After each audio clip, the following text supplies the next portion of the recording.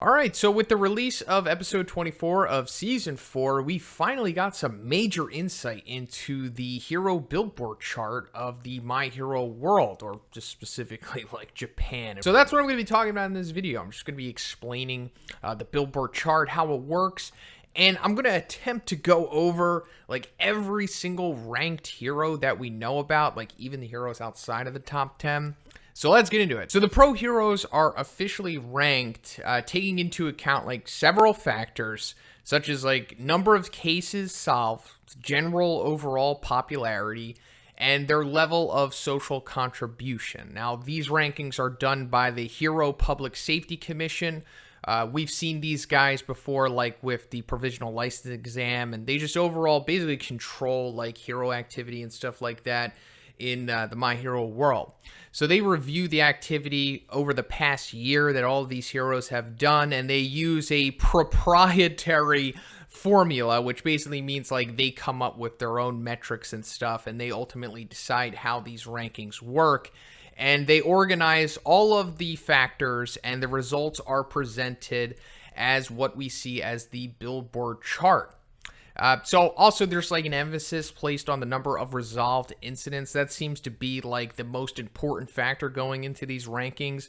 And the heroes that manage to resolve like the most incidents receive a large boost in popularity, because, you know, like resolving incidents is going to help the public, and the public like that. So, you know, you're going to get more popular as a result of that. And, you know, the heroes that are able to resolve the most high profile cases, it impacts their rankings most significantly. So, for example, like the current number one hero, obviously, is Endeavor, as we found out, has a lower approval rating than like the heroes that he's ranked ahead of, such as Hawks and Best Genius, because obviously they're like have more of a better reception to the public than he does, because they're more likable overall. But he's ranked ahead of them because he has way more cases resolved than them, so that kind of supersedes the overall public reception and approval ratings and all of that stuff. So that kind of gives you some more insight into how these ranking works. It's obviously not based on power and how strong an individual is, like typically what we see with rankings, because if it was, I mean, Endeavor would probably still be number one regardless. But just letting you know, like when you're trying to like picture like, okay, so is number 2 stronger than number 6 and so on and so forth, it's probably not that case. But Yoroi Musha, who we're going to talk about, says that like once you get past the top 3, it's kind of subjective and it comes down to like politics and stuff like that. Basically what he's hitting at, like, you know, if you can work the system better, you're probably going to be ranked ahead of each other. So I think this ultimately comes down to like the top 3 are like legitimately the best heroes, and then after that it's just subjective, I suppose. So now let's go over all of the ranked heroes that we currently know about, and I'll be starting outside of the top 10, and I'll get, you know, more in depth once we get there. So at ranked 411, we have the Wild Wild Pussycats, and they were previously ranked 32, as we found out in this episode as well. And they basically dropped so much because of their inactivity, and, you know, Ragdoll losing her quirk to All for One, and basically all of the fallout coming from Season 3. And then if we go to rank 222, we'll find Manuel. We saw this guy in Season 2. Ida was interning under him as like a way to get closer to Stain. And then if we go all the way down to rank 58, we'll find our boy Fat Gum. Honestly, I think he should probably be a little higher, but, you know, like we established, this isn't all about power. There's more, obviously, that goes into it than that. And then we just found out in this episode as well that Mount Lady is ranked 23, which is a pretty fantastic ranking, especially for somebody of her caliber. And then at rank 13, we have Shishido, one of the lesser-known heroes at this point. And then at rank 12, we have Yang Orca, another great hero. He was actually previously ranked 10, but he got bumped up to 12. And that brings us to the top 10. So I'm going to go over as much as we currently know about these top 10 heroes without spoiling anything, so don't worry about that.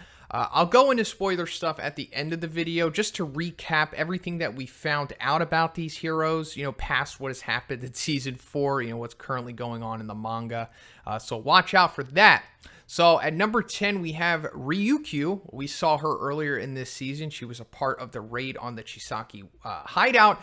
She was also the pro hero in charge of Nejiri, Suyu, and Ochako. And her quirk is Dragon.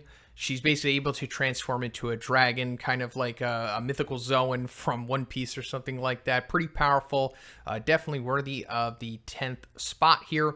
So at number 9, we have a new hero that we're being introduced to for the first time here. That's Yoroi Musha. He's known as the equipped hero, and he seems to be the oldest pro hero that we've seen so far, at least as far as I know.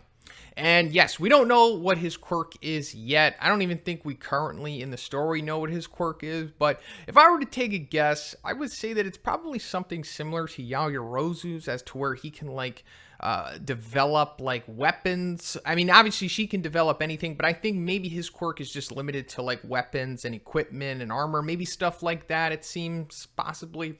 So then we come to rank 8. And that's where Wash is. So when this guy was first revealed in the manga, I think like 2 years ago, everybody was fascinated with this dude because obviously he's like, you know, like almost like a gag character, I guess. But clearly he is no joke since he is ranked 8. We don't know his quirk yet, but we do get like a glimpse of it in chapter 50 of Vigilantes. And he's able to like shoot water out of his mouth compartment, I guess. So there's some kind of water aspect to his quirk, and then he's also able to like generate bubbles too. If I were to take a guess what Wash's quirk is, it's probably like he could do whatever a washing machine can.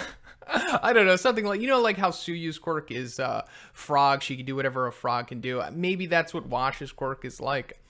So then we come to number 7, and we got our boy Kamui Woods. This guy, you know, was really prominent in the beginning of the series. He's actually one of the very first heroes that we see in episode 1. And his quirk is Arbor. He pretty much is able to like generate wood and manipulate it accordingly. Pretty powerful quirk. And Kamui Woods is kind of like new to the rankings too. He's somewhat of like a fast rising rookie. So then we come to rank 6, and we've got Crust. This is another new character that we're being introduced to for the first time in this episode, and we don't know what his quirk is yet at this point in the series, but I'll go into Crust later on in the video. He's also a pretty interesting character, and I'm looking forward to seeing more from him. So then we come to number 5, and I'm sure a lot of people are interested in this character, Mirko. Obviously because she's pretty aesthetically appealing, but also she has like an interesting personality as well. So also, just like a lot of these other heroes, we don't know what her quirk is at this point in the series, but I'll also go into her towards the end of the video, you know, give her more depth and everything. So number 4, we have Edgeshot. So Edgeshot we've seen throughout the series. You know, he was a prominent player in the hideout raid at Camino, you know, going after All for One, trying to save Bakugo and all of that stuff. And his quirk is Fold a Body. It basically gives him the ability to manipulate the thinness of his body, and he can like stretch his limbs, and he can make his body like completely flat and fold it into different forms.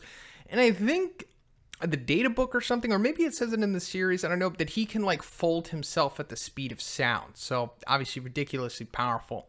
So then we're coming to number 3, and this is where Best Jeanist is. So Best Jeanist wasn't at this Billboard ranking event thing because he was injured. The last time we really saw Best Jeanist was when he encountered All for One in season 3. He got blasted by an air cannon, and it like completely wrecked him. Like he was like bloody and everything. So he's recovering from that. That's why we haven't seen him. But also Best Jeanist, his quirk is called Fiber Master. He's basically able to manipulate like the fiber in jean material and other cloth, I guess. That's why he's always wearing like the jeans and stuff, because he needs that to activate his quirk. And at number 2, we have Hawks, finally being introduced into the anime, and a very strong introduction. He's, you know, been one of the fan favorite manga characters, and now that the anime onlys are finally seeing him, I'm sure he's going to gain so much more popularity. We currently don't know what his quirk is, but we will soon. I'll also go into that at the end of the video. And then number 1 Endeavor. We all know Endeavor, one of the most prominent characters in this series. He was previously number 2, but due to All Might's retirement, he is now bumped up to number 1. His quirk is, of course, Hellflame. So at this point, I'm going to be going into spoiler stuff to just round up the heroes that we've been talking about and go more in depth into them, stuff that we found out currently in the manga. So if you don't want to know what's going to happen, I suggest you check out now. All right, so let's go back to Crust. So it turns out that this guy's quirk is called Shield, and he's basically able to create, you guessed it, shields using some kind of unknown material. It looks like this is like his main method of fighting. Like he kind of uses it like Captain America. A pretty sweet quirk. We see him use it against the high-end Nomus.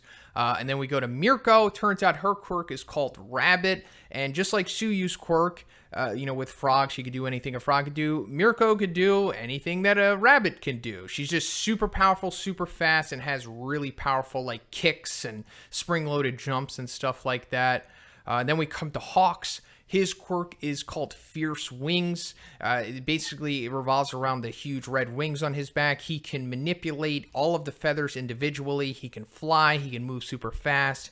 He can like hear the vibrations in the air using his wings. He can also make like swords out of them. If you would like a better understanding of Hawks and just how powerful he is overall, please check out my video, How Powerful is Hawks? But that's pretty much it for the video today, guys. Let me know what you think about the Billboard Top 10. And if you liked the video, please give it a like. I also have a Patreon that gives you access to a weekly Q&A. And if you haven't already, please subscribe as well. Have a great day, and I'll see you in the next one.